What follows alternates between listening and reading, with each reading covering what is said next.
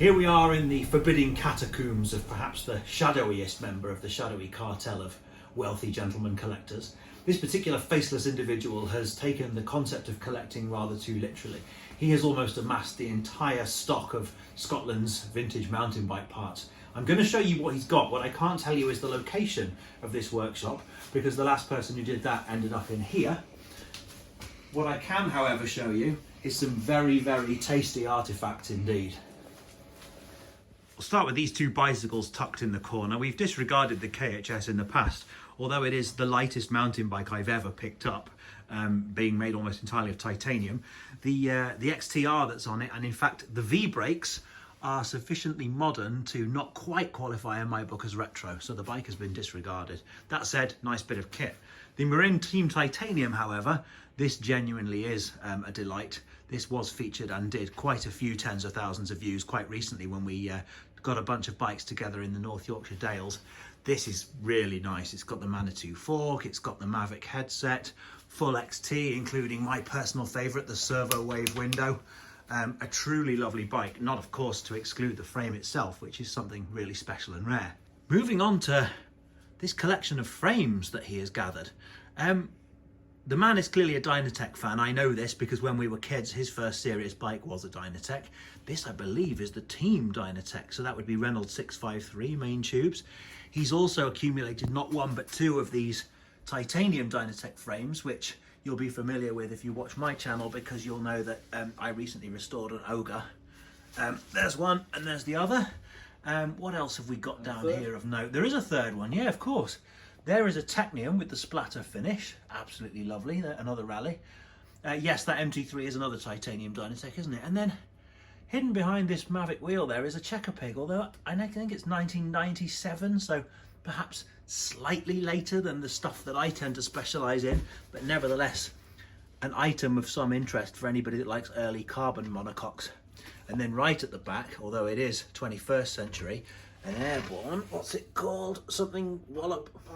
Packawalla, there you go. Which is actually a Softail. Don't know if you can see, there's an air shock there right at the back. So soaring past items such as this titanium USE seat post, we find ourselves in the fork stash. And this here is interesting. This is a truly first generation Manitou fork in pieces. This predates Anza. This is an original Doug Bradbury Manitou fork, all of the parts of which are here. There's also what looks like a switchblade there. Is that titanium? There's two switchblades. Of course, one of them is titanium.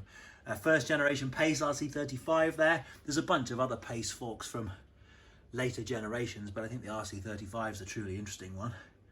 Oh yeah, the Judy SL might tickle some people's fancies here, this RockShox. The Sid is slightly more modern, but the carbon crown makes it worthy of note. Now, all mountain bike historians will know that I disregard bar ends. I tend not to have them on any of my builds. If, however, I were interested, I would probably use these. These are Marin, or Marin, however you pronounce it, Team Titanium bar ends, and I can tell you they weigh about as much as an empty crisp packet. Very tasty. What you will also know is I'm a fan of flex stems. I have one on at least one of my builds. What I don't have, however, probably because this man is hoarding the only one known in existence, is a titanium one with an integrated handlebar. That is a juicy bit of kit. What this man has also stockpiled is group sets. There are more SRAM Red, including ETAP, group sets than you can shake a stick at here in boxes. Although I'm not a fat man that lives in Surrey, reads Rouleur and rides a Pinarello, so I don't really care about this stuff any more than I expect you will. However, what I am interested in is what's in this stack of shoe boxes here. This is where the juicy stuff lives. A lot of those boxes contain XT group sets from the late 80s and early 90s. Similar stuff to what you'll have seen on this channel on some of my builds. What you won't have seen, however, because most of it's here in Scotland and therefore I've not been able to lay hands on it, is Suntour XC Pro. Multiple different generations of this group set. There is some XC comp as well thrown in, including these wishbone shifters, which I've been dying to get my hands on for a build. Although I'm told that what's even rarer is the thumb shifters in an 8-speed guise. The grease guard hubs are particularly tasty, and I can tell you not very heavy.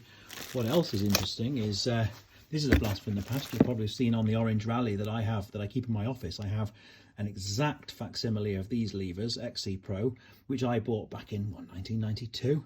It's probably the first big money upgrade on the Quinny that I was riding at the time.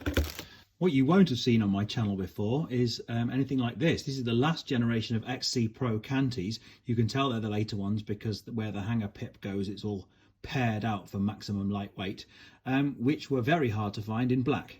What you will have seen on my channel is the same ones in this lovely, I think, nicer champagne gold finish, which you'll have seen I recently procured on eBay and put on my Quinny as a very rare upgrade. Barely ever used set of these Tioga tyres here from 1991. The only reason I'm uninterested in them is because Blackwall, in my opinion, on a build of this period doesn't look right. For me, it has to be skin, gum, tan wall, whatever you want to call it, which of course the rest of his stash is.